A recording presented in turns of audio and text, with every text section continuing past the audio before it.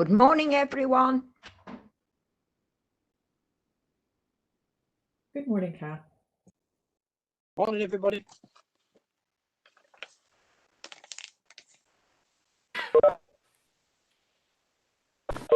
Good morning, everyone. Morning, Kath. Morning, everyone. Morning.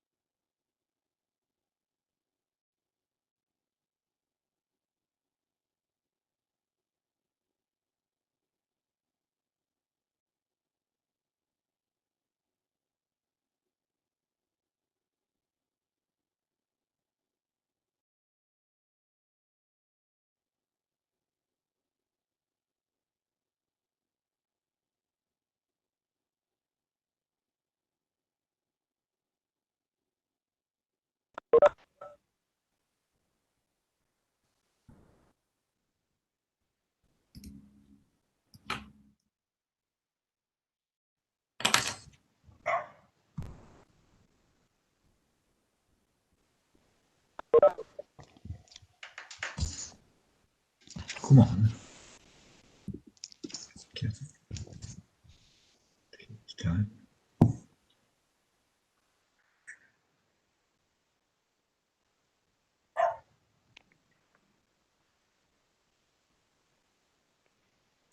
Good morning, everyone. Welcome to the planning meeting on Friday, Friday, 12th of February, 2021.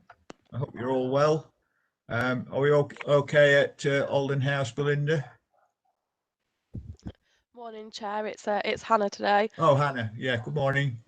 Morning. Yeah, we are still waiting for a couple of people. We've not had any apologies from them. Right, okay. So if you want to just give them a couple of minutes, or if you want to just start and We'll make a start and then see if they arrive before we start the first substantive item. So if we can actually start then with a roll call of members present, then any apologies, which I've not had any, and any members' declarations of interest, which again I've not had any. So I'll hand over to you, Hannah, for a roll call, please. thank you, Chair. I'll just read out everyone's names. If you could just let me know if you're present and if you have any declarations of interest, please. Councillor Armitage. Yeah, I'm present. No declarations of interest. Councillor Brady. No declarations of interest. Councillor Chaplin. Good morning, everyone. I've no interest to declare. Councillor Chapman. Councillor Gregory. Morning, everybody. Chair, the only declaration of interest which I'll mention, I don't think it's relevant, but my wife and I, in relation to item 5, I should mention, we do own 2 holiday cottages in the Peak Park where planning permission was given well over 10 years ago. I don't consider it material, but I thought it in the interest of openness and transparency, I should mention it, Chair. Thank you. Ms. Harlan. Present and no interest, thank you. Councillor Hart. Mr. Helliwell. Yes, thank you. No, nothing to declare. Councillor. Yes, I'm here. Nothing to declare. Councillor McCloy. Morning. Yep, I'm present. Item 5, personal interest. The applicant is known to me. Okay. Councillor Potter. Present and no interest to declare. Councillor Richardson. Present and no interest to declare, thank you. Miss Slack. Present and no interest to declare, thank you. Mr. Smith. Present, and under the code, while I don't think I have a personal prejudicial interest to declare, I think it's appropriate I do note that I've had an acquaintanceship, let's call it, with the applicant since they have been at Upper Alden's Farm when I was an officer of the authority in regard to issues to do with access to and management of the below scheduled guardianship site, the Neolithic Henge Monument. But I consider I'm coming to this issue on item 5, this is, with an open mind, nevertheless. Okay, thank you. And Councillor Warmby. Present and no declarations of interest. Thank you. Chair, sorry, Chair, can I just clarify a couple of those interests then? So first of all, Councillor Gregory, you haven't got property in the vicinity of either of the applications, have you? No, Andrea. No. Brilliant. It's a converted bar in Reno next to our home. Wonderful. So that, as you say, isn't an interest under the code that would need, which would affect either of these 2 applications. And then Councillor McCloy, in relation to your interest, there's no personal close association in relation to the applicant of item 5. It's just that they are known to you. That's correct. There's nothing that would cause this to be a prejudicial interest. Wonderful, thank you. Okay, then, thank you very much for that, and thank you to Mr. Smith. So that is a non-declaration but an open mind to the meeting. Thanks very much. Right. Thank you, Hannah.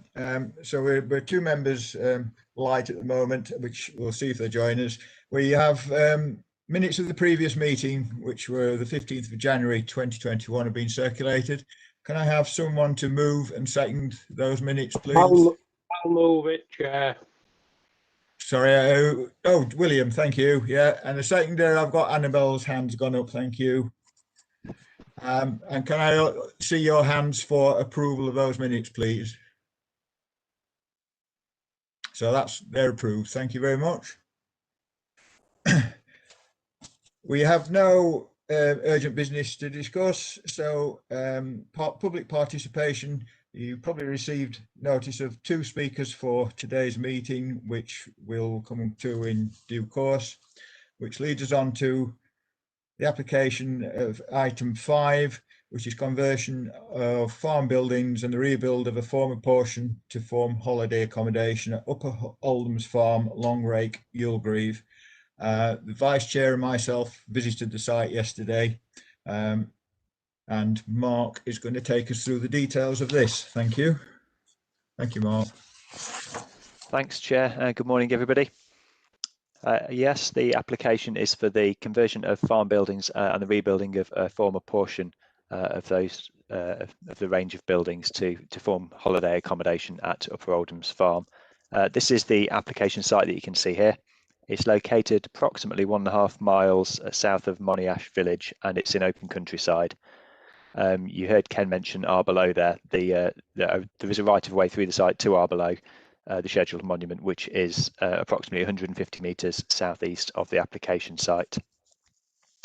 The property is a historic farmstead dating from the 18th and 19th centuries, but the farm itself now operates only from the modern agricultural buildings on the site, and those are in separate control from the applicant. So you can see those on the site here outside of the red line area to the south and to the east of the application site. As you can see, the site's accessed along a long driveway from the north, which connects onto Longrake, and the other thin red strip, which you can make out, which runs a short distance parallel to the driveway. That's included in the application site area because a package treatment plant is proposed as part of the scheme, and so that would be within that thin strip that you can see there. Okay, we can have the next slide, please. So this is the existing block plan. There's quite a few lines running around there, so it's a little difficult to explain without a pointer to help. But essentially, you're looking at the farmhouse running left to right, sort of east to west, almost across the slide there at the top of the range of buildings, with the agricultural range subject to the application running just off north-south, off the bottom of that group. If we move on to the proposed block plan, then it's a bit clearer which buildings are actually affected. There we go. So you can see the affected buildings there, joining onto the farmhouse at the top. So the building which you can see the proposed the small squares, which are roof lights, that's an existing building, and the small grey roof that's attached to the left of that, as you look at it to the western side, that's a proposed small extension for a plant room. And the larger grey roofed area that you can see is a proposed new building, proposing to occupy the footprint of a former building that was built in the early 1900s, but is now all but collapsed and gone. There's just a front wall remaining of that building, as you'll see in the photographs. I'll move on to the photos next because they're helpful, I think, to give some context before going through the slides themselves. So this is looking down the site access from Longrake, with the application buildings in the far distance. And if we can just move to the next one as well, please. This shows the visibility in one direction from the access, and the next slide, thank you, shows it in the other direction. The Highway Authority did require additional information to be provided when the application first came in to demonstrate that the visibility at the site access is adequate. That has been received and it meets the requirements that were set out in the highway response, so there's no concerns in that regard. Next slide, please.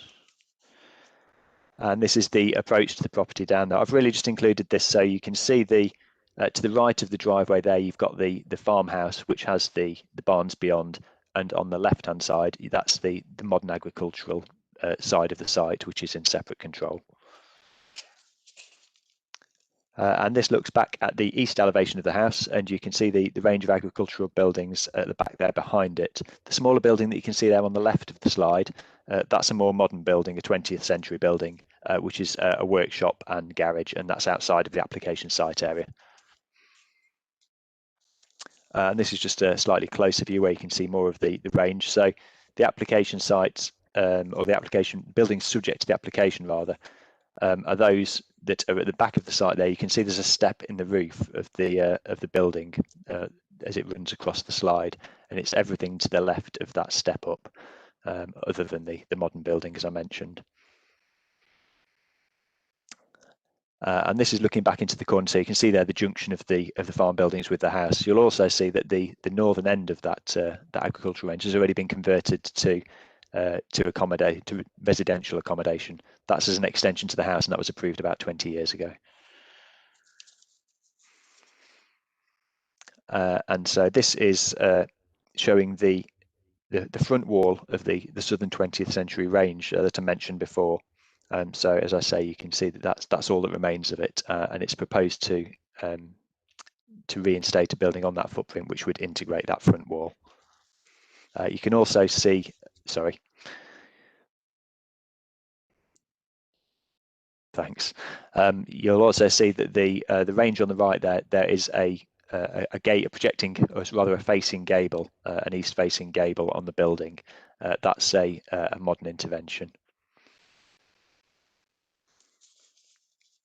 And this is looking back from the other side of that wall, so you can see it's brick faced this side, but you can see there the front elevation of the barns and then running up to the house, and then the blockwork on the right-hand side of the photo there. That's the gable end of that more modern outbuilding that I mentioned. And this one's a little blurry, but it's looking into the site from the south. So you're looking there behind the silo is the gable of the farm buildings. And that shows the rear western elevation, and again the west facing gable that you can see there and the large first floor window are also modern interventions. And this just shows inside, so you can see that internally there's nothing historic remaining. The buildings have been refitted with concrete floors, blockwork walls, new timber floors, and entirely new timber roofing as well. So moving on to the plans, the north-south range that you were just looking at there, that's running left to right along the top of the slide there, with the remaining wall of the 20th century range sort of running down the slide, if that makes sense, with the modern building shown at the bottom just for orientation. And the log store that's shown at the top of that slide there, that's actually no longer extant. That's already been removed from the building, as you saw in the photograph. And so this is as proposed as a ground floor plan. You can see there's a proposal to reinstate incidentally, the grey lines that you can see here are new walls, essentially. So you can see to the back of the barn at the top of the slide there, there's proposed to be a new lean-to extension. That's the house plant. And the new building, or the rebuilt structure on the left of the slide, that would be the living area for the holiday let unit. It is a single holiday let unit. It's a large one, but it's a single holiday let, so that would become a living area, and the rest of the ground floor would be given over to a kitchen, hallway, dining room, a bedroom, and WCs over this floor. And that's a crop version showing this the first floor of the two-story range. Again, the projection off the back there is the log store, which isn't there anymore.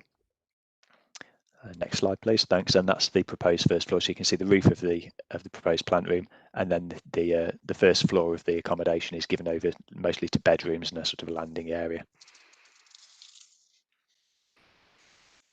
Okay, so if we move on to the elevations, that's the rear elevation, so the west-facing elevation, facing back towards the fields, and again the log store is still shown on that plan, but isn't present. And the proposed plan for this. You can see there that the changes show the new plant room, the new roof lights, and the glazing to the openings.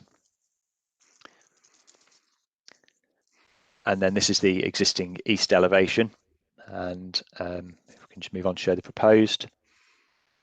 Then there we go. You can see the roof lights and the glazing to the openings. You can also see a section through the proposed new building that would be attached to this elevation, which you can see on the left of the slide there. Next slide. So that's the same elevation, but taken from outside of the yard area, if you like. So you can see the modern outbuilding in the front with the farm buildings behind. If we just go on to the proposed slide, then you can see there on the left the proposed reintroduction of a building on that footprint, and again you can see the roof lights and the glazing proposed in the barns behind. And here's the south elevation. So you're obviously looking there at on the right hand side the modern garage building with the single remaining wall running between that and the 2-storey farm buildings on the left. And as proposed, there's the reinstated building, and you can see the plant room on the left of the plan there as well, and the new roof lights.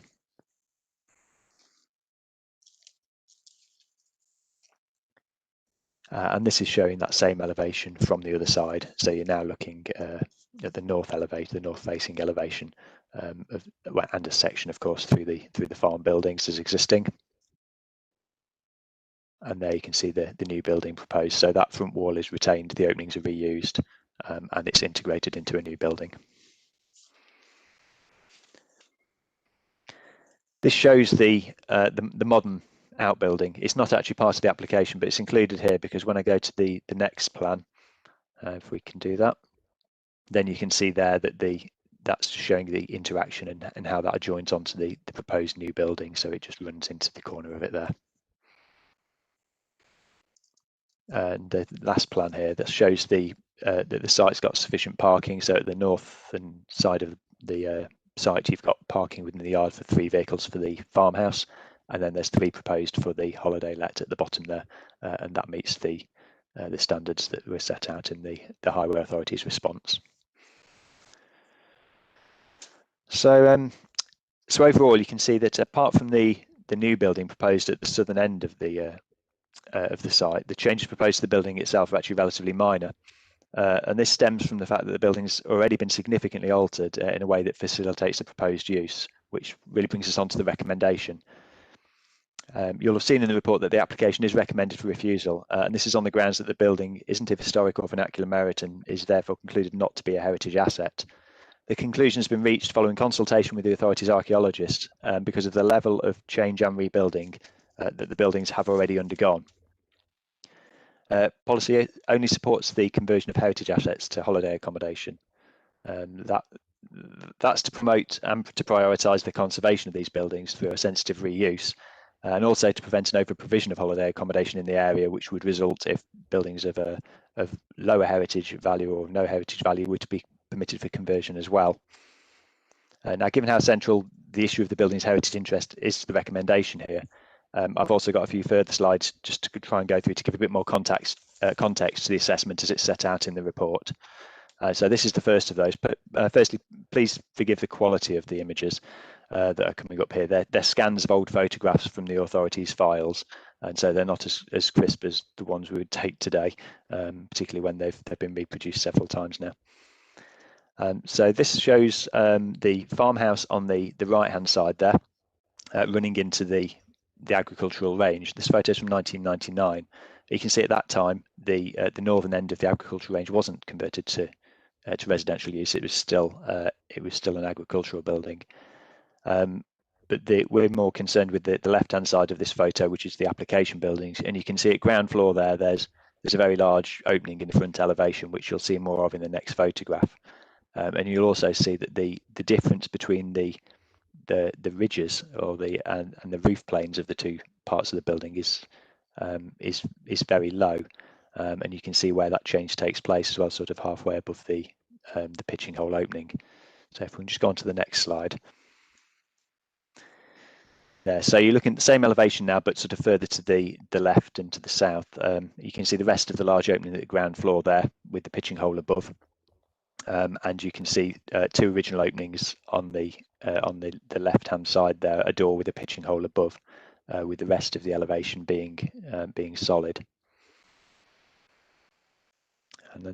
And this is also from 1999, and you're looking north here. So this was essentially stood at the south western corner of the barn, looking north, so that the farmhouses are sort of behind this at the back. And you can see that at that time the northern end of this building had largely collapsed. The ground around it had also been built up at some point. So what you can see in the sort of the front left corner of that is the top of a doorway. So the ground there has now been excavated down to allow that to be red again. But essentially, you can see there's a lot of the building had collapsed at that point. Next slide, please. And here's an aerial view.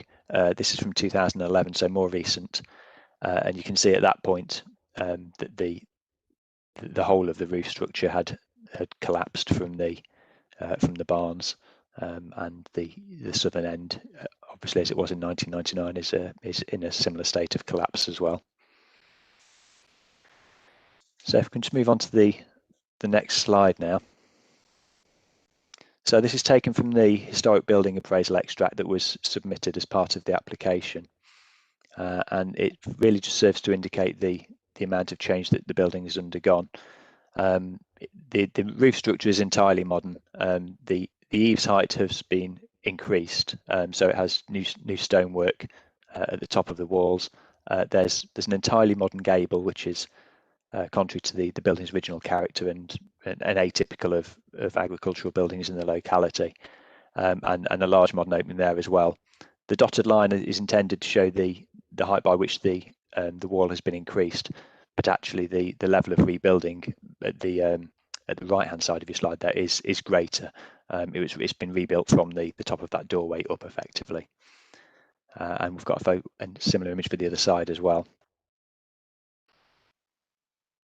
There we go. That's shown the opposite elevation, and again, now you can see the level of change here compared to the photograph when there was a large opening at ground floor level. Now clearly that large opening was modern and not original either, but it shows the extent of rebuilding that's been undertaken here. So a number of the openings are modern and additional, which makes it very difficult in the view of our archaeologists to interpret how the building was previously used. So it loses both heritage interest and agricultural character in that regard. And again, you've got the modern gable added in, as well as the raising of the eaves and the modern roof as well.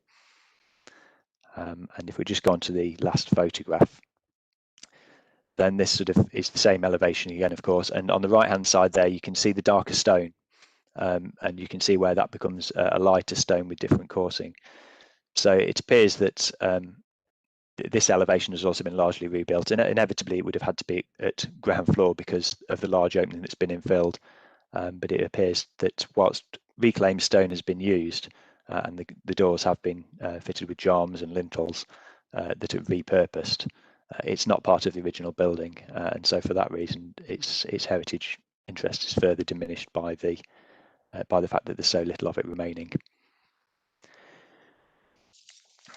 So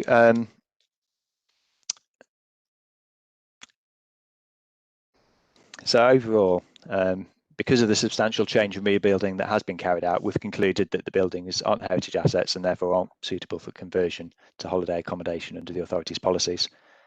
It's also concluded that the proposed new building wouldn't enhance the site, and so the provision of this new build element is contrary to the policy because it would represent new build holiday accommodation.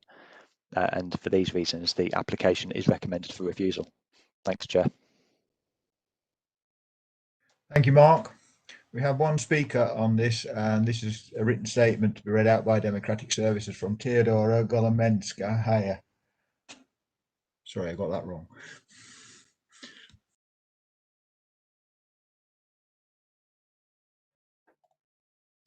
This is a statement from the agent regarding item 5 on the agenda, Upper Oldens Farm, Longrake, Yulegrave. The site is formed of a group of former agricultural buildings which no longer conform to modern agricultural practices and as a result lay idle with no formal use. The applicant has made every effort to maintain the buildings and has undertaken repairs to ensure the complex didn't fall into disrepair, which would result in the permanent loss of the buildings. Alterations have been done in a sensitive manner, and whilst elements such as the roof and some openings are entirely new, only one external opening is new and 2 have been reinstated, these elements are like-for-like interpretations on what was previously there and haven't detracted from the overall agricultural character of the site. The council's archaeologist comments state that value does remain, and this lies in the agricultural character, the historic plan form of the farmstead and its relationship to the historic landscape. The proposal must therefore conserve any of the above surviving value. This will restore the earlier U-shape, although not the original plan form, of the agricultural buildings, and the alterations as part of the conversion will be sympathetic to the agricultural character. The remaining section of wall, east/west range, is perhaps the most significantly important in the range being constructed in dressed random coarse mixed limestone/gritstone. This has not been viewed by the archaeologist as she has been unable to visit the site. The parish council fully support the entire application, and in particular the rebuild of the east-west range, and believe that the courtyard created would greatly enhance the appearance of the property. The parish council also support the economic benefits associated with local enterprise to keep the parishioners' livelihood flourishing, a fact that the planning officer clearly misses in his consideration. When assessing the proposal in line with guidance on historic buildings in the NPPF, a balance must be struck between preserving any surviving historic value and putting the building to a viable use. Tourist accommodation is both a viable use and one which provides public benefits associated with increased tourism to the local area and job generation linked with the conversion of the building and its management. No other suitable use would attract such benefits. The site is perfectly located for nearby Arborough and Gibb Hill. A bus stop located at nearby Parsley Hay provides pedestrian access to public transport linking to Bakewell, Buxton and Ashbourne, where there are a plethora of attractions. Thank you. Thank you for that, Karen. So if we can have the full screen back, we'll put it over to members for questions and comments then, please. Members, any questions, any comments? You're all very quiet this morning. So I've got Ken and Andrew McCloy. Yeah, so shall we start with Ken then, please? Well, I felt that someone had to make a comment. Someone has to be first. As ever, it does seem to me that inevitably, perhaps with things that come to committee, we're on something of a horns of a dilemma here. From my perspective, I think the analysis by officers is correct. There's been such significant change to this range of buildings in recent years. The roof has been raised, the gables have been added, the interior has been gutted, and one could even suggest prepared for conversion. There's been extensive rebuilding internally and externally, including new openings. So I think it's a valid assessment that the historic character has been significantly diminished. The buildings are on the same footprint, of course, but they don't reflect anymore or to a far lesser extent reflect anymore the original buildings and their use. So inevitably we're in conflict with policy DCM10, and I think this is the crux of the matter for me. On the other hand, I think we are quite reasonably being asked to consider an appropriate and viable use of these buildings for their continuation, albeit in a significantly changed form, and to support the economic viability of the property. But I do wonder, I do think that if we looked at it from the other end of the telescope, if the current changes that have been made to the buildings to date hadn't occurred, and this was being brought to us as a planning application, it would probably be recommended. We'd be asked to consider refusal because of the significant impact on the historic character of the original buildings, such as they were. So I think there's an issue there that we need to take into account. And I think because of the nature and extent of the works that have occurred as I've said before, it does bring us into conflict with that policy. And I think we need to consider quite seriously, if members, for example, were minded to approve this, what the policy implications might be, because I think the amount of works that have already been done could set a quite significant precedent for other properties across the Peak District, the nature and extent of the changes to their character. And I think finally, Chair, that I do think we need to consider in some depth the extent to which the proposed new build in that southern area, where there's only one wall remaining, to which that is new build, or whether it's conversion of existing. There's a line that has to be drawn on that. But I'd be interested to hear what other members have to say, Chair. Thank you, Ken. Can I go to Andrew McCloy? I've got Patrick. I've noted you want to speak, Patrick, but I'll go to Andrew first. Thank you. Chair, thank you. And I listened carefully to what Ken had to say, and he raises entirely valid points. I also listened carefully to what the officer said, and the officers read the officer's report very carefully as well.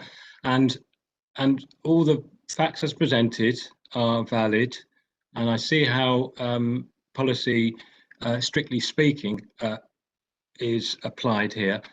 But strictly speaking, isn't always the approach that is the best one to take. Let me step back a bit. I know this location very well. I live nearby, and until recently, I was a frequent visitor to Arborough Stone Circle. It is, for members who don't know it, one of the preeminent cultural heritage sites in the Peak District. If Arborough was in the south of England, or the recumbent stones were standing, this would be a #1 visitor attraction, I have no doubt, with all the visitor management issues that would come with it. It is an incredibly isolated, exposed location, and because of that, the setting, the landscape character is really important here. And I would argue that is a significant factor which sets this site and by extension this application apart possibly from others that we get. And I accept everything that the officer says about the fact that the historic character of the buildings has changed, and some of the heritage value has diminished or changed. But historic farmsteads do change over time. Just like a church or any other historic building, there is work happens, buildings fall down, it's added to, it changes. And what I've seen on screen reassures me that these buildings still have life in them. They're taking a different direction, and that's really where we should be looking. We need to see this through the prism of a planning decision, not a narrow heritage decision, as important as that is. And for me, the factor weighing in my mind is the setting of the buildings, how it frames the ancient monument, its relationship with the historic and natural landscape around it.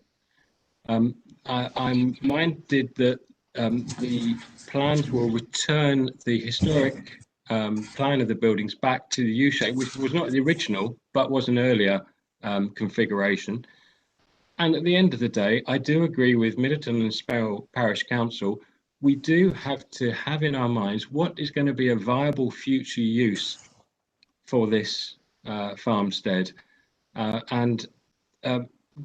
really don't think an outright refusal is a constructive way forward here. I wondered in my mind if there was an option for deferment to try and have a dialogue with the applicant, but I think really we're in a position where we have to weigh up this finely balanced decision, and for the reasons I've just set out, in particular the historic setting, the relationship with the landscape, viable future use. I could approve this if members supported that decision. However, I'm keeping an open mind. I will listen to my colleagues, but I think refusal is the wrong way forward here. Thank you, Chair. Thank you, Andrew. Patrick, I'll go to you next. Mike Chaplin, I've got you there, and William waiting to speak. Thank you. Yes, thank you, Chairman. I agree with a huge amount of what Andrew has just said, although I'm less convinced about the marginality of the argument that he's making. I mean, when I first read this report, I just kept saying to myself, why on earth wouldn't you want to do something to improve the access to this major archaeological site for the enjoyment of people coming and going from it and so forth, rather than letting these buildings deteriorate over time and just get worse. I couldn't see where was the public benefit in that. And I've tried reading this report to answer that question. And the public benefit seems to be in paragraph 43 of the report, and in something which Mark said, which is that the policy is to prioritize and encourage the conversion and conservation of those buildings that make a more significant contribution to the national park. Now, Chairman, I don't know where that comes from particularly, but if that is the reason for a policy which says we're not going to permit any holiday accommodation except in heritage assets, it's not actually a very good policy. Policies like that need to be capable of measurement or monitoring. And we would never know whether by refusing this application or any others like it, it's going to have the effect of enabling other heritage assets to be improved. We can't measure that. We can never find out whether it's working. On the other hand, we can probably count the number of derelict buildings there are around the place, or perhaps even the number of farmers who go bankrupt or whatever. But we can't measure the success of that policy. And to me, it doesn't make sense. And actually, when you think about it, it's not actually consistent either. Because just over the hill from here, within easy walking distance, is Benty Grange. And at Benty Grange, under these policies, this authority, I was not part of that decision, but this authority approved the building of a whole new range of barn buildings to be used for holiday accommodation. That was in 2012, after the core strategy came into being. We had a similar thing up at High Lees in Bamford, where some very, very ordinary barns were approved for conversion to holiday and educational accommodation, as it was in that particular case. So we're not being consistent. And actually this policy, this argument that's set out in paragraph 43, I've not heard before. At least I hadn't heard it until about 18 months ago, when at Lane Farm, Kerber, a woman who had a perfectly good, beautifully constructed stone vernacular barn in her grounds, and she wanted to use it for holiday accommodation. And she was told it was all right for her family to live in it, but it couldn't be used for holiday accommodation. And the crime was that the building had been built in the 20th century. Now, I don't know where such a policy comes from, but that Lane Farm application and this have a parallel. This policy has come from somewhere, and I don't know where it's come from. Now, if you read the policy that we're being asked to adjudicate on, which is policy RT2 in the core strategy, and you look at what both the policy says and the explanation for it says in the core strategy, there is no mention whatsoever in the core strategy that the purpose of the policy is to encourage other buildings to be conserved. It's not mentioned. And if that was the reason for the policy, it would have been mentioned. And then if you read the policy itself, and just for the sake of the discussion, it's at the top of page 16. It's quite interestingly worded, because what the policy says is that we'll follow certain principles. The first one of which is to make use of heritage assets. Interestingly, what the policy doesn't say, and there's no mention in it, it doesn't say, and by the way, you cannot convert any other building. It only says we're encouraging the conversion of heritage assets. So now, if you go through the core strategy or our DMP policies or anything else, wherever there's a prohibition, that prohibition is clear and there's a reason given for it. But actually, there's no prohibition in policy RT2. There's nothing there which says that you cannot convert a non-heritage asset. Now, in case you think that this is just being semantic, if you go to the previous page of the report on page 15 to the bottom paragraph on paragraph number 30, that tells us what policy DS1 says. Policy DS1 for the uninitiated is the policy which sets the whole strategic framework for our planning policies. And policy DS1, and it's correctly quoted as far as it goes, says, in principle, we permit the conversion of buildings to provide visitor accommodation. So in principle, we do that. But what this report doesn't do is complete the sentence. And the sentence carries on and it says, preferably by reuse of existing traditional buildings. Now, the word preferably means that, yes, of course, we would rather do it in historic assets of one sort or another, but it also allows the fact that other buildings, including new buildings, actually can be used for holiday accommodation. DS1 allows that to happen. And and that is the reason, incidentally, why policy RD2 has no prohibition in it, because it didn't need a prohibition, because we were going to allow non-traditional buildings to be converted. This worries me, to be quite honest with you, Chairman. I see no reason at all why these buildings can't be converted. I think we have precedents, like Bentley Grange across the way, where we have permitted things of this sort on a much bigger scale, I might add, with no problems whatsoever. And the alternative, which is simply allowing suites of buildings like this, because these won't be unique by any stretch of the imagination, to lie empty and to fall and crumble doesn't seem to me to be an option. So I would support the granting of planning permission for this, unless somebody says to me we can improve this application, in which case I'd be happy for it to go back for amendment.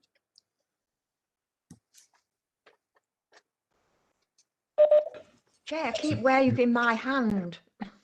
I can't see you, Kath. I've no picture of you or anything, but I'll put you on the list. I've got Mike Chaplin, William. I'll put you on next, Kath. There was somebody else. Was there an officer? Lydia, I've got you. Yeah, right. Thank you. So go back to Mike Chaplin then, please. Thank you, Chair, and thank you to Patrick, who's shed some light on the direction of the policy seems to be going towards. Because I was wondering whether DMC 10 was taking out the possibility of any work being done to that collapsed building. It would be useful to know from officers whether a different iteration or a different or an improvement to the proposal would be acceptable to planning officers. That's really the direction of my question. Thank you. Thank you, Mike. Can I just ask John Scott? I know he's desperate to come in. I probably missed you before Mike started. Okay, great. Thanks. Yeah, I don't think I'm desperate to, but I will. Yeah, yeah, it's answering Patrick's point to some extent. The Benty Grange development was approved, I think, just before my time as well, so I'm not familiar with the details of it. I know the site well, having been past it many times, and some of the others which have been referred to. I think the difficulty here is that if you look at RT2, I think it's the third clause, I haven't got it on my screen at the moment, it says there'll be no new build holiday accommodation other than a hotel in Bakewell. And I think we've got, in a sense, a scale of things. We have those applications which are for the conversion of heritage assets. We're clear about what they are typically. And we're clear where an application is for new build holiday accommodation.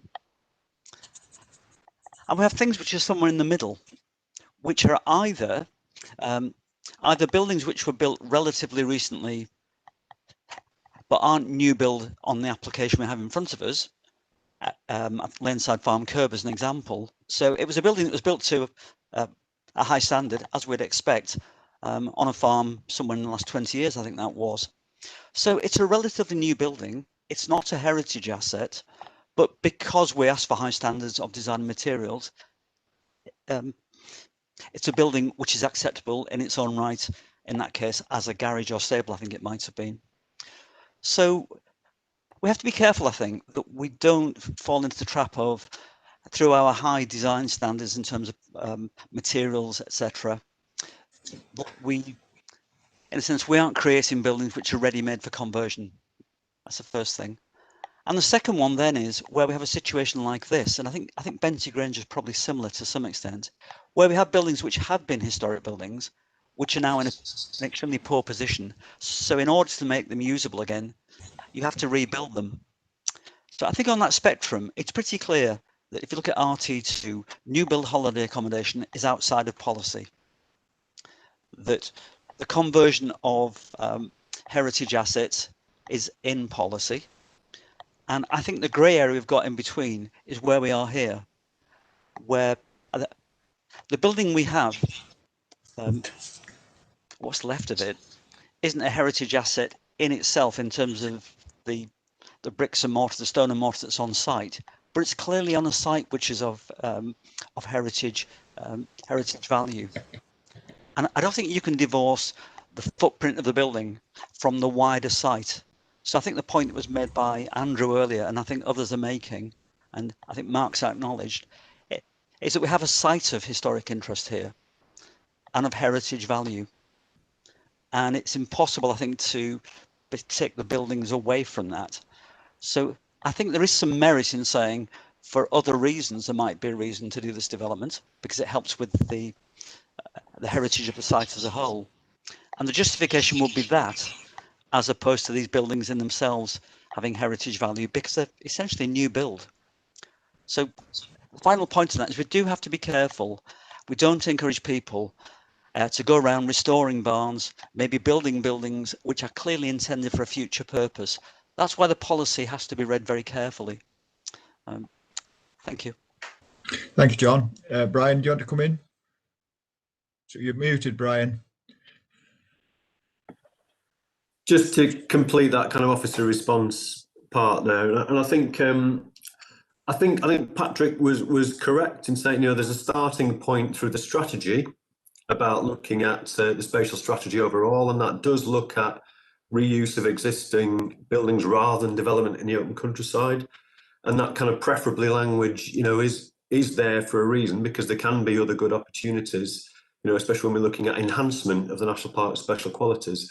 I think the only caveat I would say to Patrick was that we do need to read the RT policy with DM, because we've updated the local plan as a whole through the development management policies, and that was done to bring us more in line with national policy language around heritage assets. So it's important when we're dealing with the policy route of conversion of a heritage asset through that RT route that we then apply where the new policy is. So we have to read them both together. But I think accept also the wider points made about the wider site and the enhancement opportunity. Thank you. Thanks, Brian. I'll move to William then, and then I've got Kath and Lydia. Thank you, Chair. I'm really of a mind. I can't see a problem with this building, quite frankly. You know, if you don't do something with it, it will fall down. It'll be a heap of rubble. The town obviously wants to preserve it and to make something of it. I agree with everything that Andrew, especially Patrick, when you look at DS1. The other thing is, look at what the parish council has said. And the Localism Act was brought in to let local people have their say. And I think it outweighs everything that's been said today to go against this. And I'm in favour of it. Thank you, William. Kath? Thank you, Chair. Well, I would second Andrew's proposal that it be approved. There are several things that I'd got down to say, but as they've been said, I won't repeat. But the parish council is extremely keen on this and sees it. They want to keep a vibrant community, and I think we all should be working towards that. I'd like to congratulate, although they hadn't probably permission, I would like to congratulate the fact that the evidence is there that recycled stone has been used. I've not heard anybody mention that, and I'm very keen on recycling stone, so I think that's a positive step forward. I really can't find anything other that hasn't been said, and so I would be prepared to second this motion that was proposed by Andrew. Thank you. Thank you, Kath. Can I just go back to Andrew, because I don't think you actually proposed a motion, did you?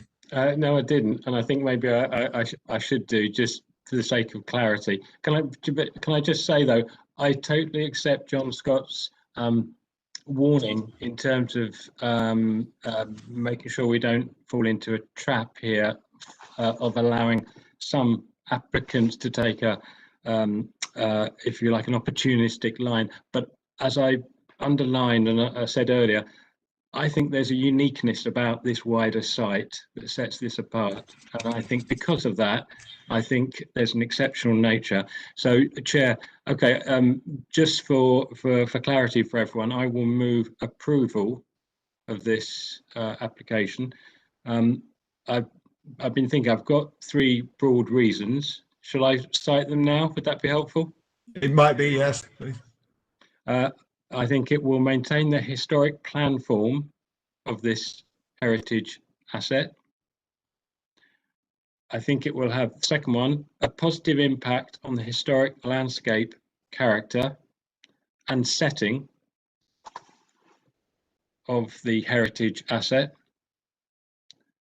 And thirdly, to pick up on Kath and others, it will allow the historic farmstead to have a viable long-term use.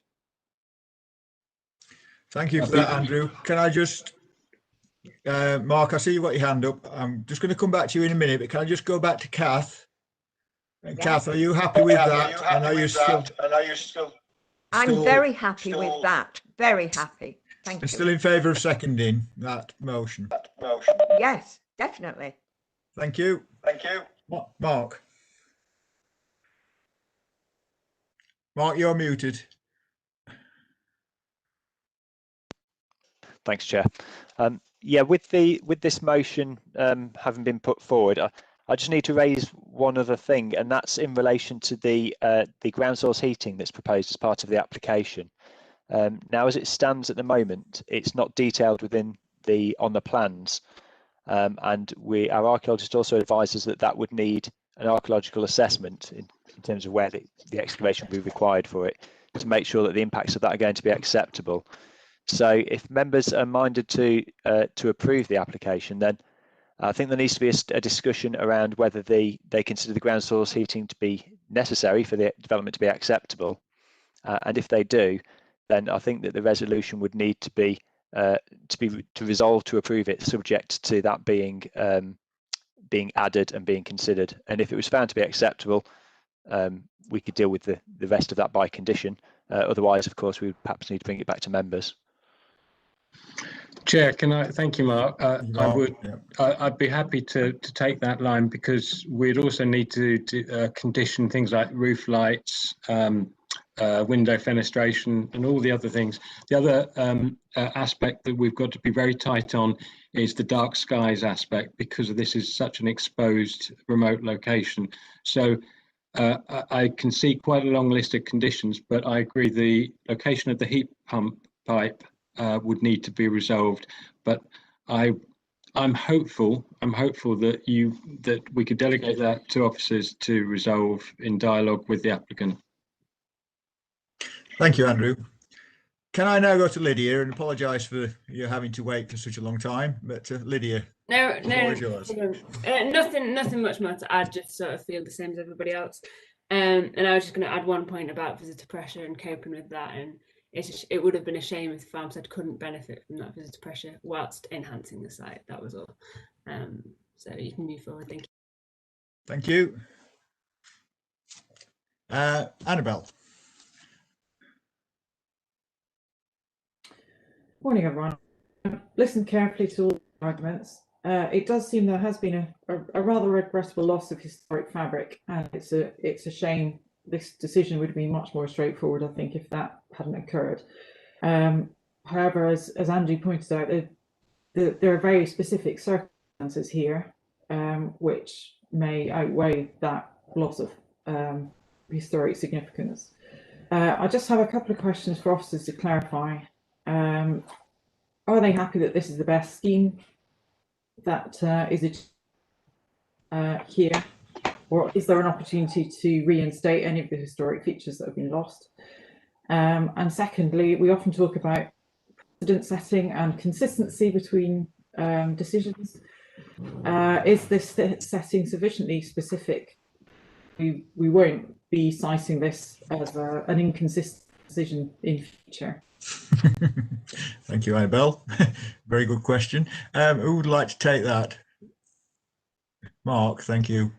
I'll certainly come back on the first point. I'll perhaps let John O'Brien come back on the issue of consistency, just for a wider overview, really. But in terms of this scheme and whether it could be improved, I think that it could. Ultimately, it's for members to decide whether what's in front of them is acceptable, of course. But there's matters of detail in terms of openings, for instance, if members were to accept the new build portion of that, then particularly there's a new opening on there which is of unsympathetic proportions. There's an open porch within that section of the building which would not be reflective of the traditional design of buildings like this, and indeed the gables that have been added to the two-storey property already. Now the removal of those is not a small undertaking for the applicant, but it would reinstate the character of that building much better. So there is an amended scheme that could be sought that I think would improve things. But that's, as I say, the judgment really is for members to make on whether what's in front of them is acceptable or could be made acceptable with minor or more significant changes. Thank you. And Brian. Brian, you're muted again. Sorry. Yeah, just on that consistency and precedence type points. As I said earlier, I think it is important that we recognise that we're dealing with an updated local plan from where we were on early schemes. So you start from a slightly different position, and that has strengthened the weight attached to heritage, especially heritage assets. So I think we'd always got that opportunity on a. You've frozen, Brian. I'll turn my video off. Yep. Thank you. Sorry, can you hear me now? Yeah, that's fine. Sorry, I'll just turn my video off for a little while, that might help.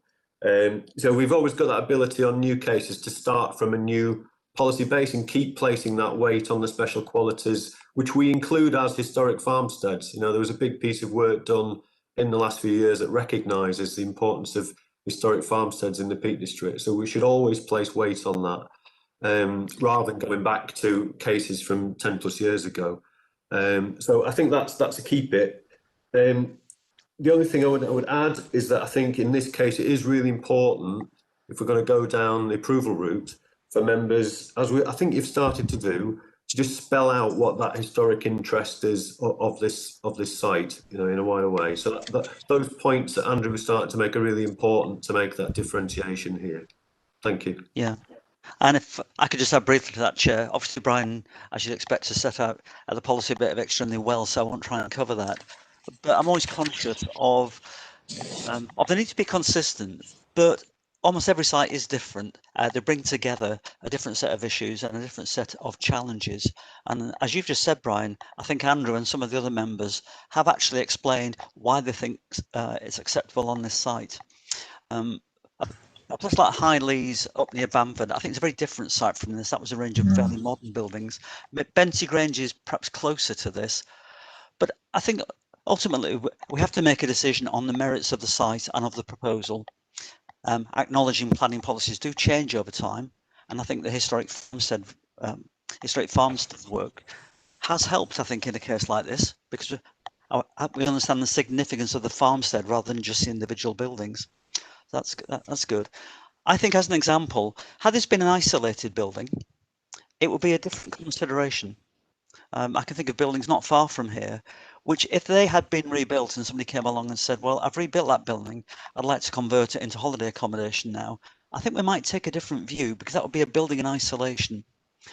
The key thing here for me, as I think has been expressed by other people, is the importance of this site and these buildings within this site. And I think, Annabelle, if I can answer you directly, I think that gives enough of a justification to be more confident about approving this without worrying about what happens elsewhere. Thank you. Annabelle, you want to come back on that? Yes, thanks to you, officers. That's useful clarity. My remaining concern would be if this is likely to be approved, are we happy that this is the best scheme in the context of this very important asset? Clearly, changing gables is probably not going to be an easy thing to do, but do we have any ability to replace any of the historic appearance that has been lost, and are we happy that this is the best scheme we can get for the setting of this monument? That's a very good question, Annabelle. Can I just go to Andrew McCloy, who's got his hand up? Yes, it is a very good point, and in addressing that, I'd just like to stress that by recommending approval of this, I'm not in any way devaluing the advice, professional advice from our archaeology team. I do understand exactly what they're saying and their concerns about this, but this is a kind of a balancing act for us, taking in lots of factors, but in particular the factors germane to this site and this wider site. And Annabelle, to answer your question, I'm comfortable with what's presented in front of us as the basis to approve on this application. I'd like to think that by delegating to officers to negotiate over conditions and aspects of it with the applicant, we can make small improvements. But let's be honest, if we're talking about changing gables or whole parts of walls, then I think that's unrealistic. Let's be clear that what we're approving is in front of us, with hopefully tweaks and modifications as part of the process going forward. Thank you, Andrew. Mark, I'm going to come to you actually and ask you about conditions as well. But you want to say something anyway? Yeah, it was really related to that, I suppose. I mean, we've got some sort of draft conditions. I suppose in relation to Andrew's point about trying to negotiate changes by condition, we would need to be clear on the scope of those, so that the condition could be precise. For instance, obviously, if it was relating to a porch entrance, we could agree details by condition. If it's related to a particular window, we could. If it's related to reducing a number of roof lights, we could. But the condition needs to be precise, and so if it's a case of we members still want to see a scheme with changes negotiated, I'm not sure we could deal with that by condition unless there's just specific things that members want us to try and pick up and improve. Right, thank you. So we have a proposal for accepting the a recommendation that this be approved on the table. It's been proposed and seconded. So Andrea, yes, I'm looking to you for some guidance. Thank you. Hi, I think it might be useful just to, I mean, I don't know, are what members saying is they're going to delegate this decision to officers for them to agree the conditions. Do you want that delegated to officers and then in consultation with the chair and vice chair? And do you want to hear the broad base of conditions from Mark at the moment, or are you happy to delegate that wholly to officers, given that the chair and the vice chair are going to be part of that consultation process? Chair, as the mover of this, I am comfortable if you and the vice chair can be consulted, but I would find it helpful, because this isn't just any old application, if Mark could just give us a rundown of the key conditions here, so we're clear the kind of things that are being covered. But let's be under no illusion, my recommendation is to approve this. Right, thank you. So Mark, in a minute I'm going to ask you about conditions, but Ken's got his hand up. Ken, do you want to say something quickly? If I may, Chair, I think it's building on what Andrew said. I'd like, given the way this is going, to get some clarity over quite what we're asking officers to negotiate on, because for me, there's that very large window in the west gable now. Sorry, Ken, you've don't frozen. feel we've achieved clarity as to what it is that we want. Sorry. Yeah, thank you. Right, so with that in mind then, Mark, can we ask you about conditions, please, and what your rough lists of conditions? Yeah, that's fine. So obviously we need the typical conditions in terms of 3-year time limit for implementation, development in accordance with the submitted plans subject to the further conditions, holiday accommodation only, ancillary to Upper Oldhams. Given the heritage implications, I would suggest we should be removing PD rights for extensions and alterations to the buildings.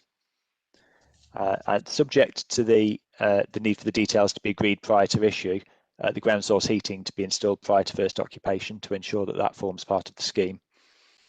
Package treatment plant to be installed prior to occupation to make sure that there's no groundwater pollution. The stonework for the new building to be to agreed. Roofing materials to match the existing. No external lighting without prior agreement, as per Andrew's note. And design details for the rest of the scheme in terms of detailed designs for windows, doors, roof lights, and those sorts of things. That would be subject to any further conditions that members think we need to try and secure any further amendments or omissions, or indeed, as I say, if we can get some clarity on the sorts of changes members are hoping we'll secure before the decision is issued. Right. If I could just add briefly to that, Chair, John Scott here. I see William has his hand up, but just briefly to clarify, I think that last point you made, Mark, about details is the hook on which to pick up any improvements within the. I think the way it's been described, I think Andrew made the point earlier, we're not talking about changing gable widths, etc., or anything significant in terms of structural changes. But if there are design details that we think we can improve, I think we will pick them up under the last one you made, last point. And when you were talking about withdrawing permitted development rights for alterations and extensions, and I know these are very much headlines, but I would include within there things like boundaries, because in a farmyard setting, you don't want new boundaries being introduced, and if we don't withdraw PD rights for that, so I'd expect that condition, just for clarity for members, I'd expect that condition to also cover boundaries. Thank you. Right. I wanted to move towards a vote for this, but I've got two members who are now wishing to just add a comment. William, you've got your hand up, and Andrew Gregory, and I'm going to also just come back to Andrew and Kath and ask them if they're okay with the conditions and the where we're going forward. William first. Yeah, it was electric charge points for vehicles. Good point, William. We can put that into consideration, I think. Can we, Mark? Andrew Gregory? Andrew, you're muted.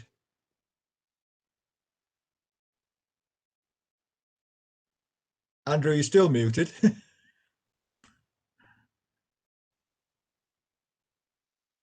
You're still muted, Andrew. Ah, it flickered then, but you're still muted. There we are. Sorry, the computer froze. William's beaten me to it. I was going to say electric charging point, Chair. Thank you. I think the only other thing I'd say is we haven't had much of a discussion about sustainability at all on this. So can we just make certain that when we're looking at conditions, we are looking at the whole picture on sustainability as well, Chair. Thank you. And thank you, Andrew. So, don't mind me adding on that. Happy? Well, sorry, John. Don't mind me adding on that, Chair. We've made the point in the past. We have this experience ourselves at the authority that you can't assume that the power supply exactly maybe, but the power supply may not be good enough. So maybe the way to handle that, picking up on the point that Andrew's just made as well, is to have a more broadly framed condition, which asks for a scheme of environmental management measures to be submitted as well. And if it's appropriate, that may include electric charging points, and we should steer the applicant in that direction, excuse the pun. But we should do that if that's possible. But what we shouldn't do is impose a condition where it might not actually be possible. Be able to, So yeah. a more broadly worded condition, which allows that opportunity, I think is a better way forward. Thank you, John. So can I just come back to Andrew McCloy and Kath in a moment? Andrew, are you happy with those conditions? I am. Let's not be too prescriptive on the sustainability, because the application is very clear with not just the heat pump that that has been factored in. I agree entirely with John. This is a remote site, and there are going to be limitations on what is possible here. The obvious thing, John, is a dirty great wind turbine right on the top of the hill. How about that? I think not. Robert, I'm happy with the conditions as described, and I think as Mark set out, take a realistic approach as we would do with any applicant in terms of finessing the application to get the best possible result, but let's not be unrealistic in terms of re-engineering the application. In its core form, it is approved. Kath, are you happy with that? Very happy, thank you. Thank you very much, Kath. Thank you very much, Kath. Right. Members, I will now go to Alden House and take a vote on proposal to accept this recommendation. So, is it Hannah, I think? It is. Thank you, Chair. I'll just read out each member's name. If you could let me know if you're voting for, against, or abstaining approval of this item, please. Councillor Armitage. For. Councillor Brady. For. Councillor Chaplin. For. Councillor Gregory. For.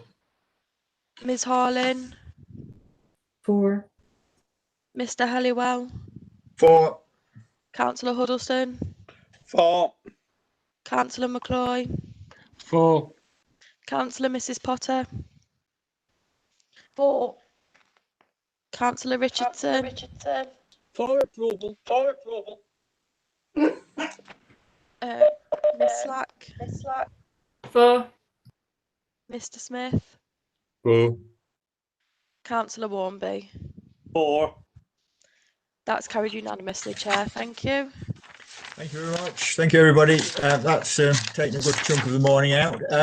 So we'll now have 10 minutes break. So can we reconvene at 11:25, please? Chair, my apologies for starting late. I had an IT problem. Right. Thank you, Andrew. Could I just ask you, if you haven't done already, to mute and stop your video? Thank you.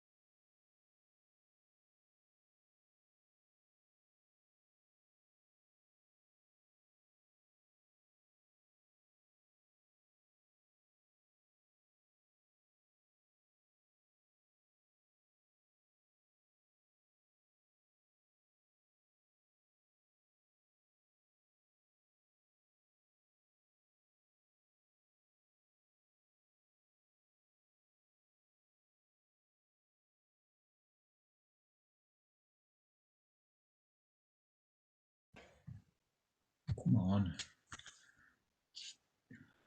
Thank you. Right, welcome back, everybody. We'll now move on then to item 6, which is the application. Just find the paperwork for erection of 2 affordable local needs dwellings on land off Hardy Lane at Tideswell. And I think John Keeley is going to take us through this item. Thank you. Yes, thank you, Chair. Morning, everybody. Can we have the first slide up, please?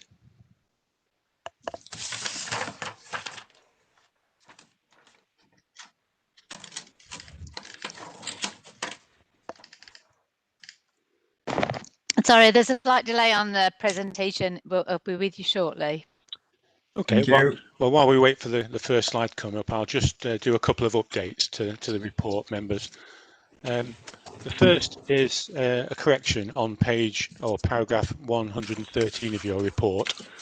Can we remove the word "not" in that sentence so that the sentence reads, "The proposed development would therefore result," and it should say "in a layout that," and then the rest of the sentence. So remove the word "not" there, thank you. And also, in order to be compliant with the conclusion reached in paragraph 140 of the report, I'd like to add to condition 2, harm to the setting of the listed building. The other update for information really is there is reference in paragraph 106 to another large site elsewhere in the village which has been identified for affordable housing.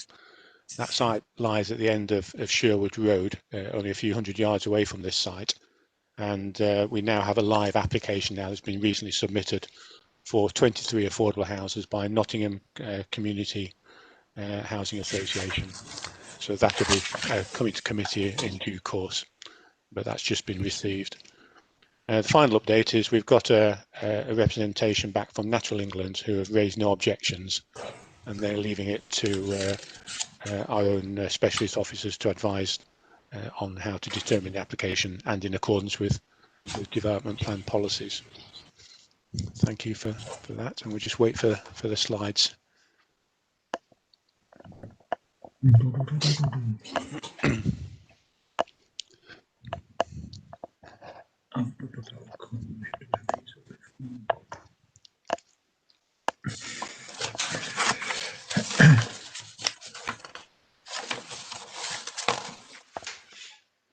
Great, thank you very much. Right, this is the application site. It lies just to the east of Sherwood Road, within the village of Tideswell and within the Tideswell conservation area. You see the site there is outlined in red. There is a listed building immediately to the south of it, Hardy House, and the lane running between the application site and Hardy House is known as Hardy Lane, which leads down to Fountain Square in the centre of the village to the right hand side of that slide. Can we have the next slide, please? So the proposal is for the erection of 2 affordable houses. This is the broad site layout with the houses outlined in or shaded in blue, with a proposed parking area to the left. Can we have it in the next slide, please?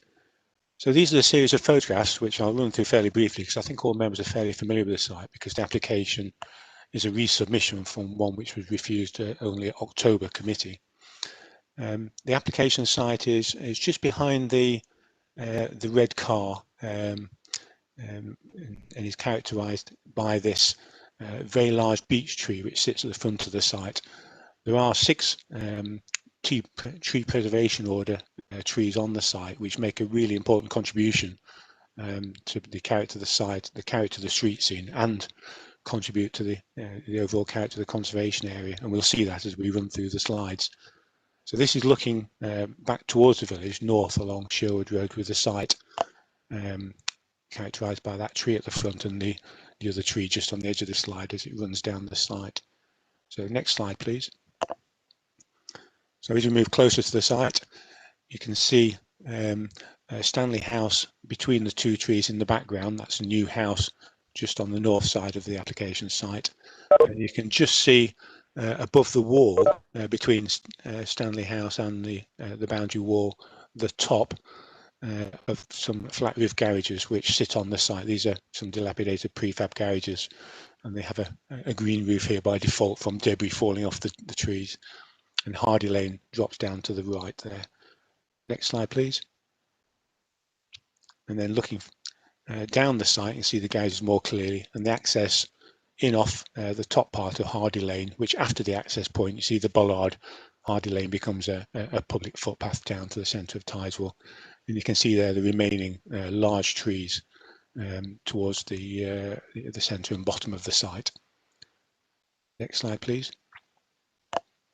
And then just looking from Sherwood Road over the wall at the garages down the site with the listed building, Hardy House, in the background there.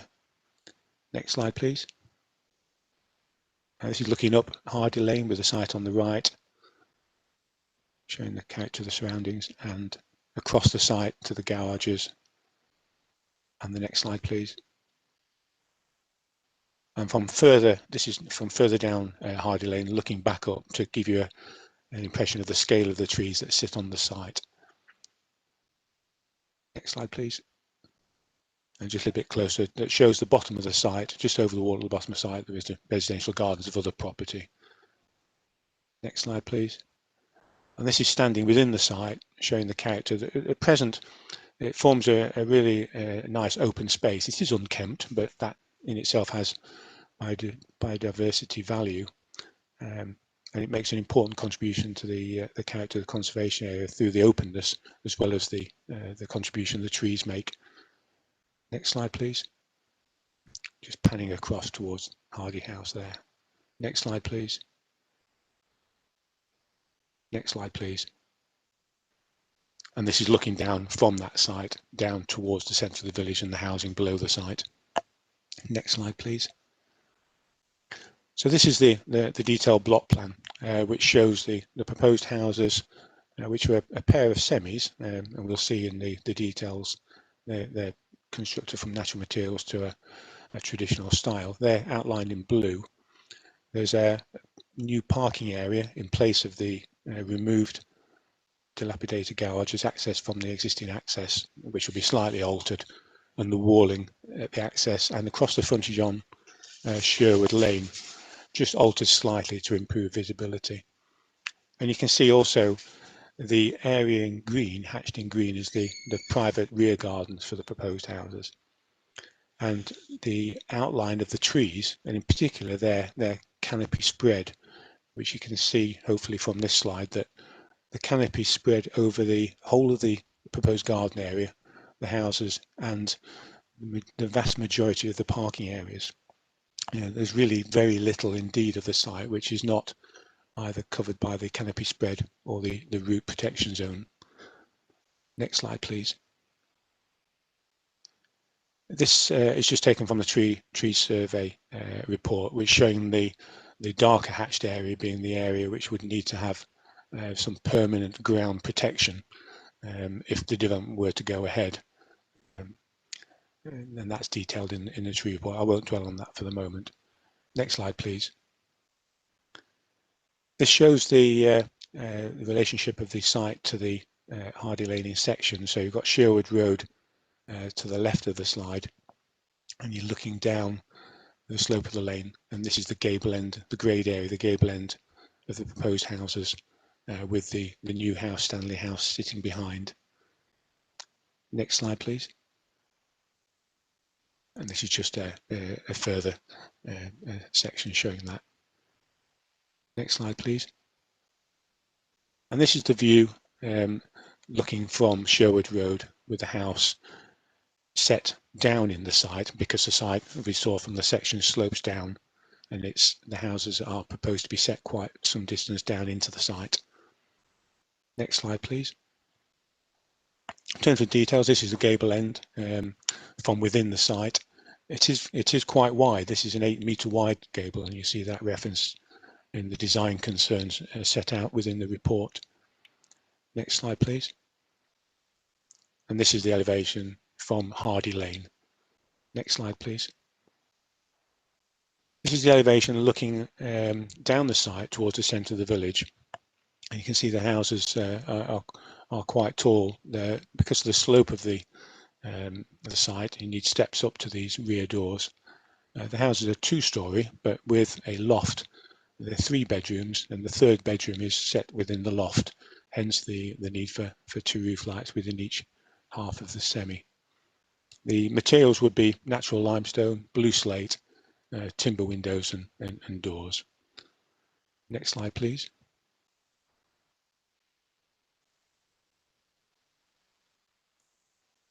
Fairly conventional plan form. This is ground floor plan. And the next slide. This is the first floor plan, 2 bedrooms on the first floor, and then stairs up to the attic. Next plan should show the attic bedrooms. And the next plan, please. This is just a cross section showing that relationship, and it's also fairly helpfully shows a change from the last application. If members recall, the last application was for 3 dwellings.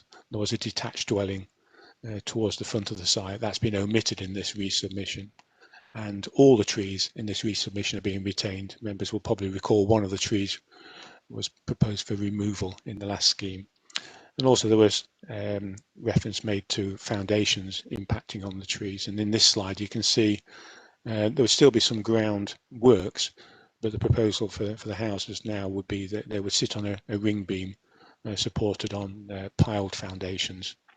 And that's what's shown here in cross section, rather than conventional strip footings. Next slide, please. Oh, that's the end of the slides.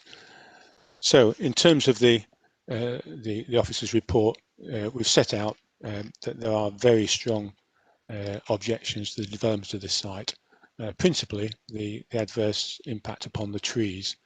It's simply, in our view, and in our specialist tree officer's view, not possible to develop housing on this site without causing immediate harm to the trees through impacting on their root protection area, but also long-term harm to the trees through the incompatibility of building houses underneath mature trees of this scale. There is also strong concerns to the layout. Setting the houses so far back from Sherwood Road is out of keeping with the established character where development is fairly closely related to the street frontage of Sherwood Road. And there's also harm to the biodiversity of the site in terms of loss of the ground flora, and also harm to the trees which form a bat roost and also host a host of other species, and harm to the conservation area from the loss of those trees if the development were to go ahead, and harm to the setting of Hardy House from having the layout of houses set well back from the street scene and an 8-metre gable which projects partly in front of the listed house. So for those reasons, Chair, the officer recommendation is one of refusal. Thank you very much. Thank you very much, John. We have one speaker on this, which is Robert Hopkins, and we should have a video from Mr. Hopkins. We have addressed many of the issues with the previous this site by reducing the number of the houses down to 2. The application was validated, so why use as a reason for refusal that the tree report is 1 month out of date? This has never been mentioned during the application process. Why did the officer not ask for a new report if this is so relevant? The number of objections is misleading, as they come from only a few households. Some do not even live within close proximity of the site. Some objections came in after the first consultation period had expired, as the consultation period had to be extended due to the notice being issued with a mistake on it. Some are also hypocritical, being from residents that have developed themselves but then do not want development next to them.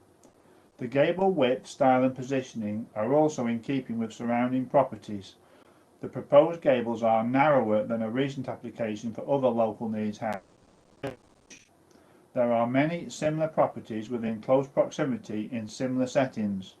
Sunnybank, Primrose and Brockley Lane that are attached to Sherwood Road all have houses with gables that run along the very edge of the lane and are similar in gable width. Here is the bottom of Hardy Lane. Here is Sunnybank Lane. Here is Primrose Lane. And here is Broccoli Lane.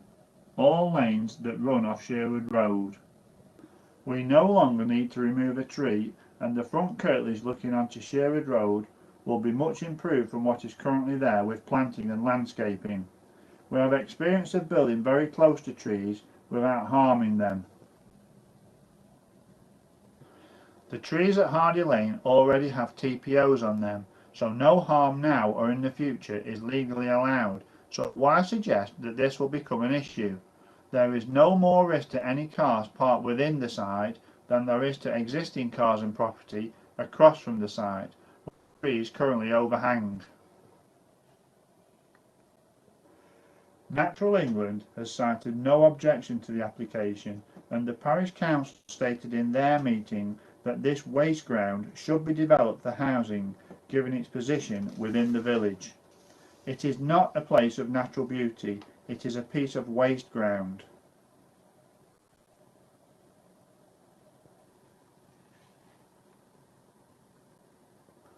Here you have an opportunity to allow 2 top quality local needs houses for the village. Your children or grandchildren to live in one of these stone built cottages on Hardy Lane or on an estate like this. If they can't afford an open market house. Thank you. Right, thank you to Mr. Hopkins for that. And then members, open to you now for questions and comments, please.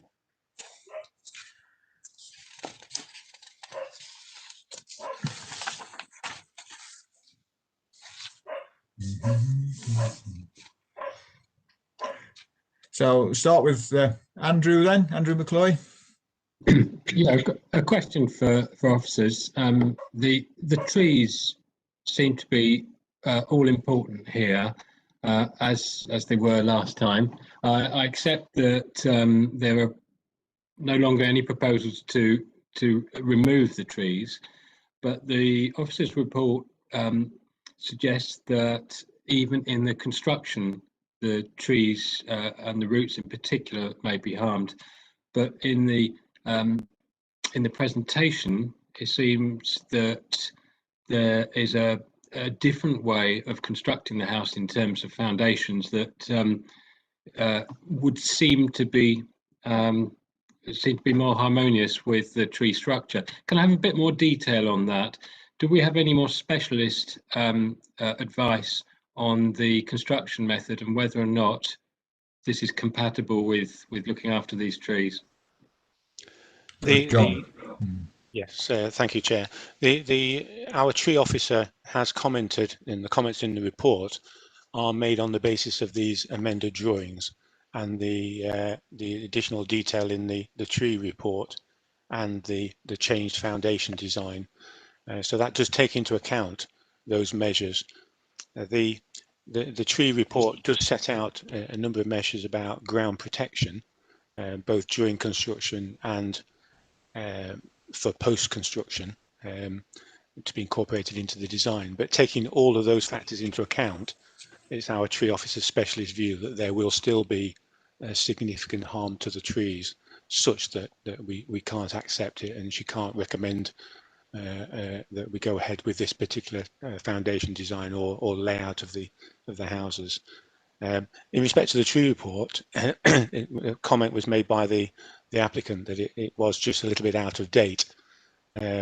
Obviously, if other aspects of the application had been found to be acceptable, we would have just asked for that report to be updated to take account of that, and we would have explored in more detail the specialist foundations to completely satisfy ourselves. But there's an issue here of fundamental incompatibility of building houses underneath trees and over the root protection areas, irrespective of the foundation design. You can build close to trees with appropriate care, but once you start building underneath them, then there's a whole different degree of significance of impact. Thank you. Yeah, thank you. And I did read carefully the tree officer's report. I mean, if this was the single the single item that we might refuse it on, I'd maybe like to have the benefit of a structural engineer's view as well. However, I do understand these are significant mature trees with a vulnerable root system. So I understand what the officer is saying. Thank you, Chair.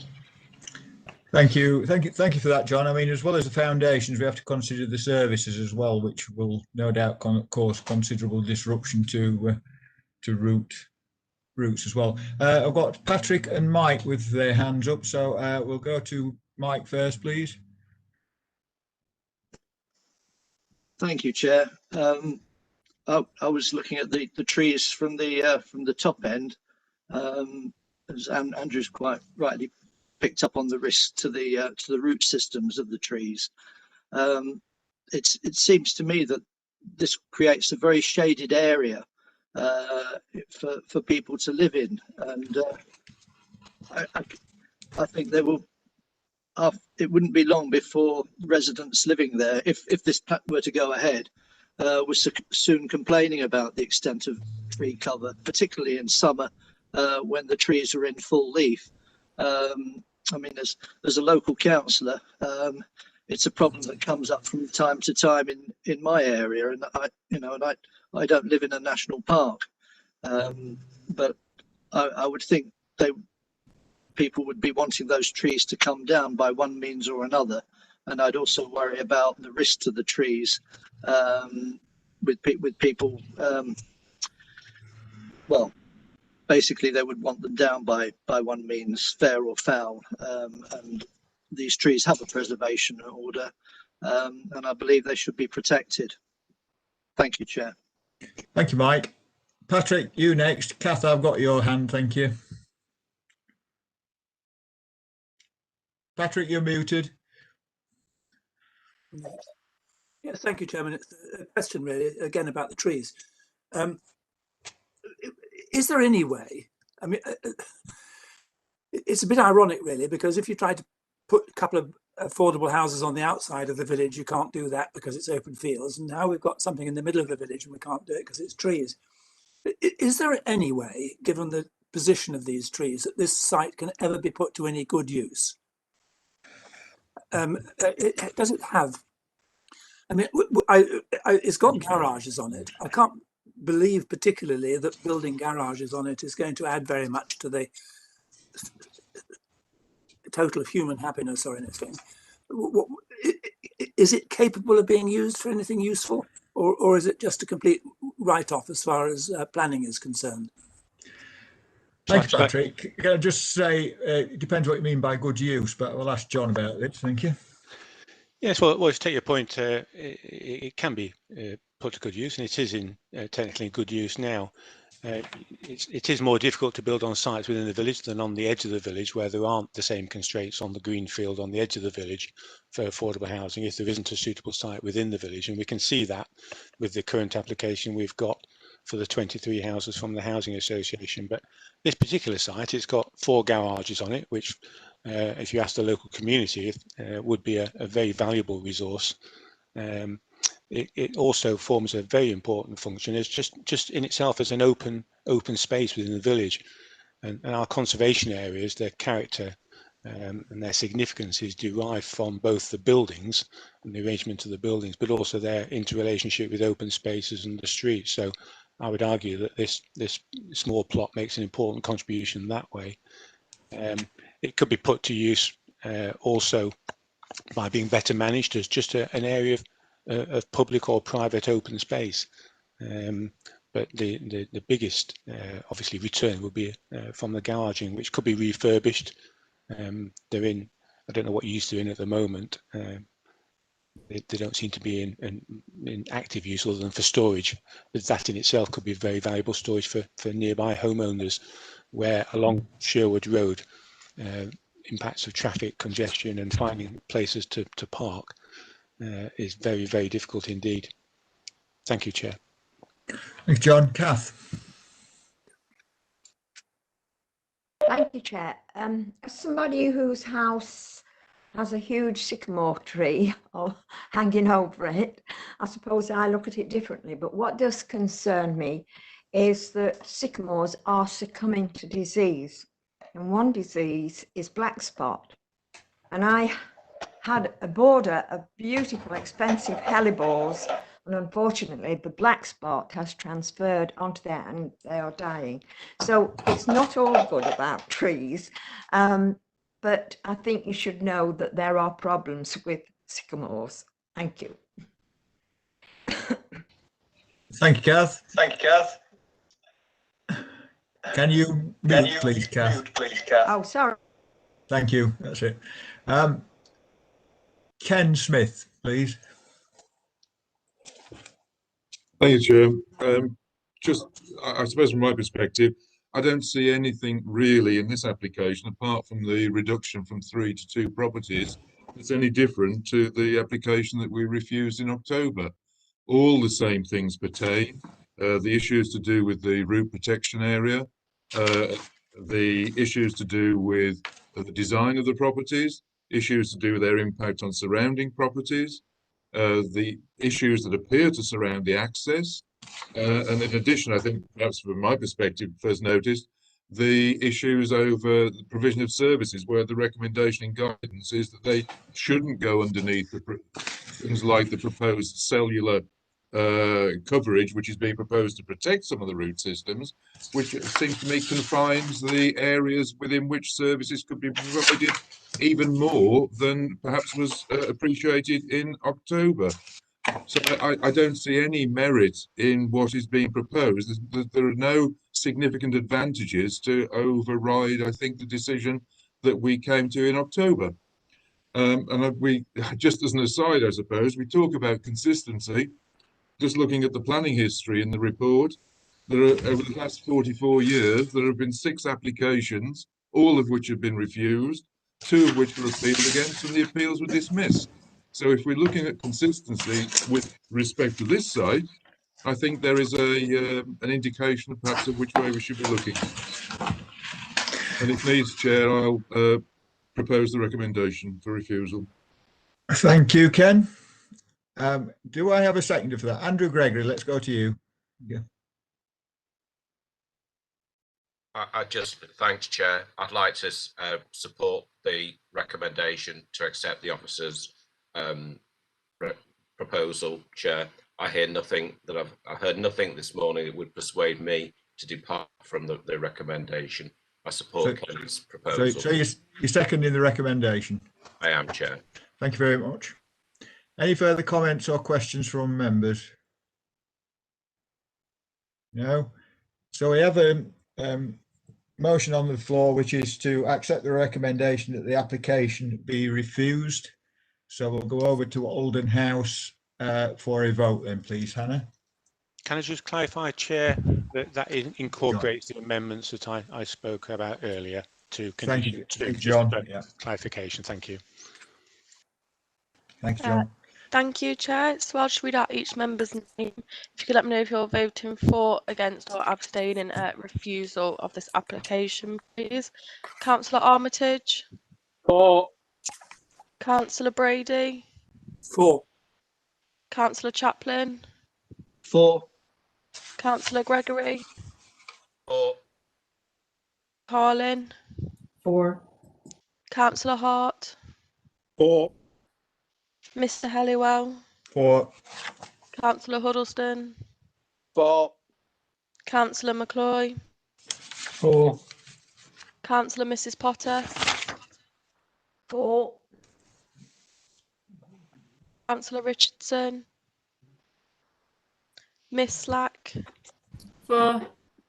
Mr. Smith. For. Councillor Warnby. For. That's carried unanimously, Chair. Thank you.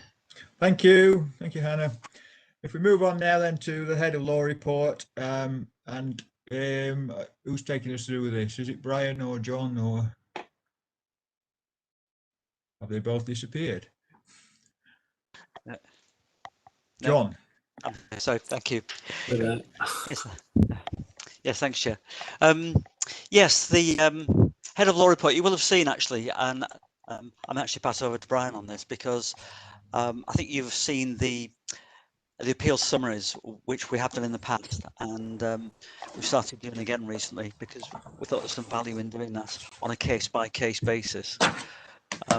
So I think you'll have had an update. You've got the short summary both in the report and the short summary from Brian, which are the key issues. And probably the main one here is the stable at Kerber, which you might recall had been a recommendation of approval by officers. It had been a difficult situation, this, where we have an enforcement notice on an existing stable and we were seeking to prosecute, but we were encouraged to look for alternatives too by the magistrate. So the application that we dealt with just a few months ago was that application for alternative siting. It was refused by the committee for reasons we understood, but against officer recommendation. And the appeal's now been determined. And the inspector has approved it for 3 years, which is essentially what the applicant wanted. I think she wanted 5 actually, but it was going to be time limited because it's required for a horse of a certain age. And the inspector took the view that the proposed siting is less intrusive than the existing siting, which rather overlooks the fact the existing siting isn't approved. It's an enforcement case.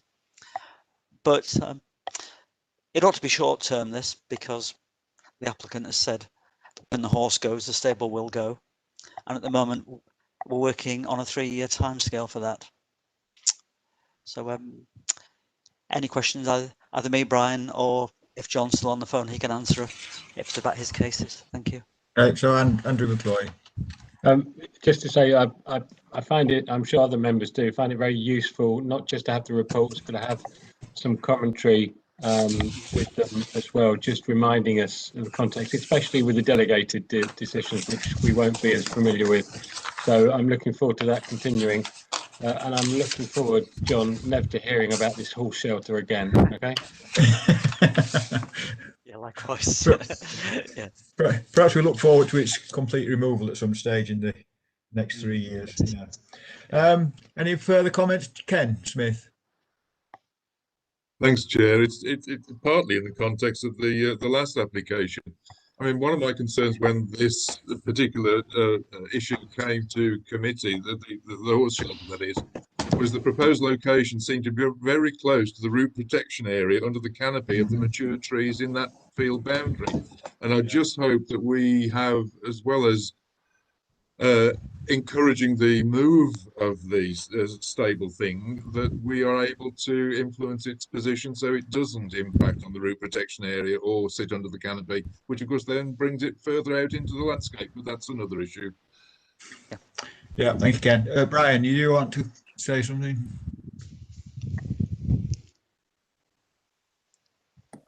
Yeah, thanks. Just on the other case there, the Lostbrook Cottage, Stony Middleton case. What I found was quite interesting, I put into the summary out to members this week, was with the lack of information in 2 respects that came out of that. They're actually difficult for the inspector to make a judgment to kind of dismiss potential problems of harm, both in terms of impact on the conservation area and in terms of highway safety.